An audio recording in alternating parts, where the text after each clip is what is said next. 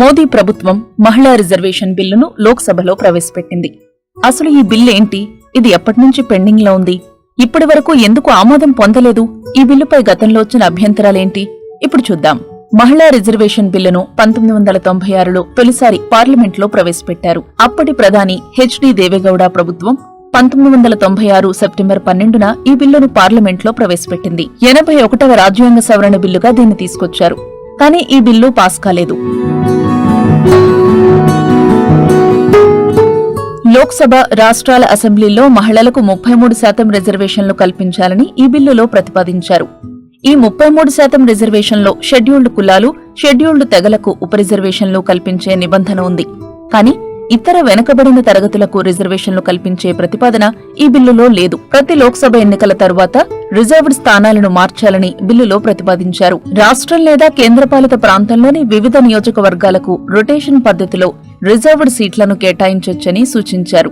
ఈ చట్టం అమల్లోకొచ్చిన 15 ఏళ్ల తరువాత మహిళలకు సీట్ల రిజర్వేషన్ ముగుస్తుందని బిల్లులో ప్రతిపాదించారు.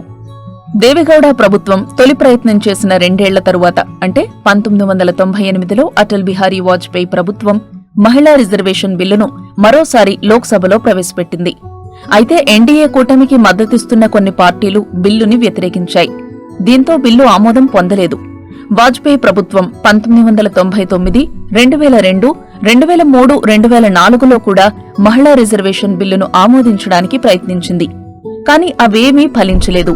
2004లో కాంగ్రెస్ నాయకత్వంలోని యూపీఏ ప్రభుత్వం అధికారంలోకొచ్చింది.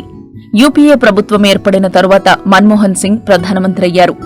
యూపీఏ అధికారంలోకొచ్చిన 4 ఏళ్ల తరువాత అంటే 2008లో మన్మోహన్ సింగ్ ప్రభుత్వం మహిళా రిజర్వేషన్ బిల్లును 108వ రాజ్యాంగ సవరణ బిల్లుగా రాజ్యసభలో ప్రవేశపెట్టింది. 2010 మార్చి 9న బిల్లుకు రాజ్యసభ ఆమోదం తెలిపింది. బీజేపీ, వామపక్షాలు, జేడీయూ ఈ బిల్లుకు మద్దతు తెలిపాయి.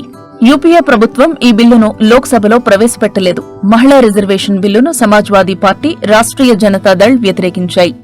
ఈ 2 పార్టీలు యూపీఏలో భాగం కావడంతో లోక్సభలో బిల్లును ప్రవేశపెడితే తమ ప్రభుత్వం ప్రమాదంలో పడుతుందని కాంగ్రెస్ భయపడింది. 2008లో బిల్లుని standing committee on law and justice పరిశీలనకు పంపారు. ఈ సంఘంలో 2 సభ్యులు వీరేంద్ర భాటియా, శైలేంద్ర కుమార్ సమాజ్వాదీ పార్టీ నాయకులే.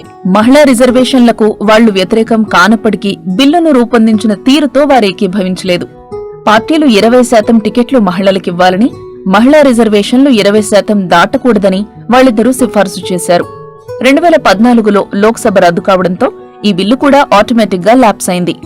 రాజ్యసభ శాశ్వత సభ కావడంతో ఆ బిల్లు సజీవంగానే ఉంది. 1996 నుంచి ఇప్పటి వరకు అంటే 27 సంవత్సరాలుగా ఈ బిల్లు నానుతూనే ఉంది. తాజాగా 2023 సెప్టెంబర్ 19న నరేంద్ర మోదీ ప్రభుత్వం మరోసారి ఈ బిల్లును లోక్సభలో ప్రవేశపెట్టింది.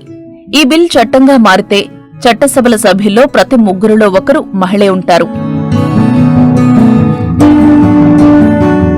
అధికారంలోకొస్తే మహిళా రిజర్వేషన్ బిల్లును ఆమోదిస్తామని బీజేపీ ఎన్నికల్లో హామీ ఇచ్చింది. కానీ 2014లో ఎన్డీఏ ప్రభుత్వం ఏర్పడిన తరువాత దీన్ని పట్టించుకోలేదు. రెండోసారి అధికారంలోకి వచ్చాక అది కూడా త్వరలో ఎన్నికలు జరగనున్న సమయంలో ఈ అంశాన్ని తెరపైకి తెచ్చింది. ఈ బిల్లుకు కాంగ్రెస్ పూర్తి మద్దతిస్తుందని 2017లో ప్రధానికి రాసిన లేఖలో సోనియాగాంధీ చెప్పారు. 2018 జూలై 16న కాంగ్రెస్ పార్టీ అధ్యక్షుడి హోదాలో రాహుల్ గాంధీ కూడా ఇదే మాట అన్నారు. మహిళలకు రిజర్వేషన్లను స్థూలంగా 2 వర్గాల వాళ్లు వ్యతిరేకిస్తున్నారు. ఏ పదవికైనా ప్రతిభ ఆధారంగానే ఎంపిక కావాలని, రిజర్వేషన్లు ఎవ్వరికీ ఇవ్వొద్దని కొందరు వాదిస్తుంటారు. అలాగే మహిళలకు రిజర్వేషన్లు కల్పిస్తే అగ్రకులాలకు చెందిన మహిళలే చట్టసభల్లో ప్రవేశించే అవకాశముందని సమాజ్వాదీ పార్టీ, జేడీయూ, ఆర్జేడీ లాంటి పార్టీలు వ్యతిరేకిస్తూ వస్తున్నాయి. అందుకే మహిళలకు ఇచ్చే రిజర్వేషన్లలో బీసీ మహిళలకు కూడా సబ్ రిజర్వేషన్లు ఇవ్వాలని కోరుతున్నాయి. Don't forget to like, subscribe and share the videos.